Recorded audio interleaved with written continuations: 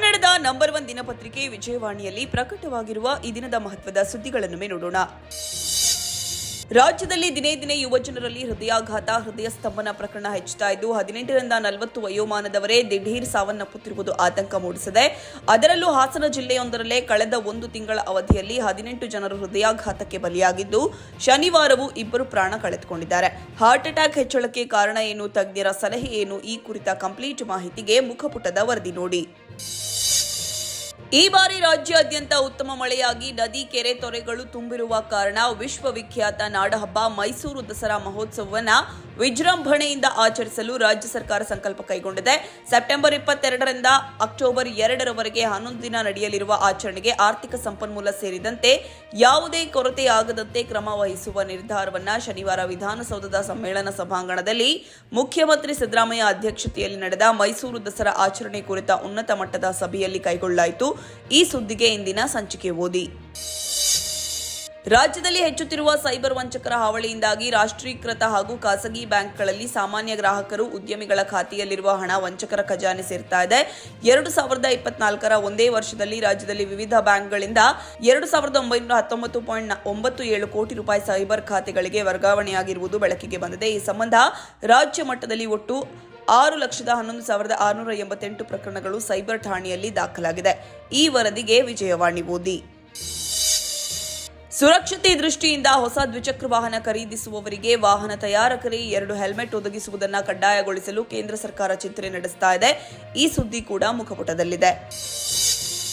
ಸುಮಾರು 4,500 ವರ್ಷಗಳಷ್ಟು ಪುರಾತನವಾದ ಋಗ್ವೇದದಲ್ಲಿ ಪ್ರಸ್ತಾಪಿಸಲಾಗಿರುವ ಪೌರಾಣಿಕ ಸರಸ್ವತಿ ನದಿಗೆ ಸಂಬಂಧಿಸಿದ ಪುರಾತನ ನಾಗರಿಕತೆಯೊಂದರ ಕುರುಹು ರಾಜಸ್ಥಾನದಲ್ಲಿ ಪತ್ತೆಯಾಗಿದೆ.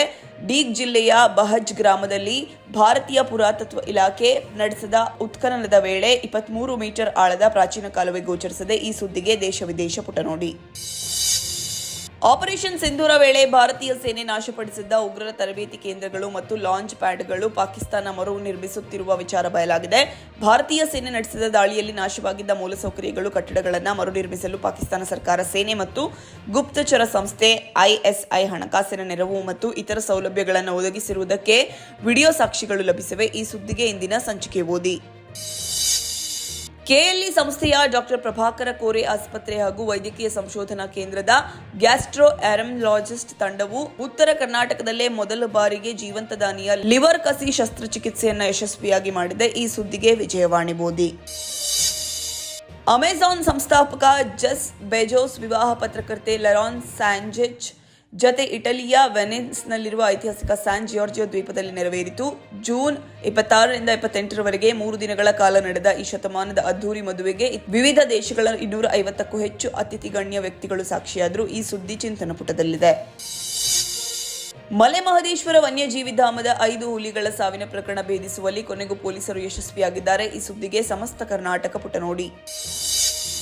ಸಾಮಾಜಿಕ ಮಾಧ್ಯಮ ಸಂವಹನದ ದೊಡ್ಡ ಶಕ್ತಿಯಾಗಿ ಬದಲಾಗಿದೆ. ಅದರಲ್ಲೂ ಯೂಟ್ಯೂಬ್ ವಾಹಿನಿಗಳು ಮಾಹಿತಿ ಮತ್ತು ಹೊಸ ವಿಷಯದ ಅರಿವು ಮೂಡಿಸುವಲ್ಲಿ ಪರಿಣಾಮಕಾರಿಯಾಗಿ ಕಾರ್ಯನಿರ್ವಹಿಸುತ್ತವೆ.